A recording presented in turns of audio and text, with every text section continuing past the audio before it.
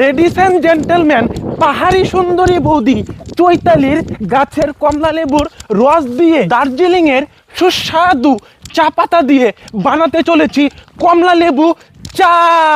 কলা পাতাগুলো কেটে নেব।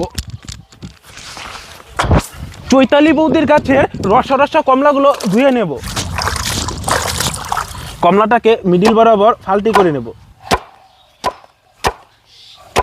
কমলা থেকে চোচাটাকে ভালো করে চামচ দিয়ে ছাড়িয়ে নেব।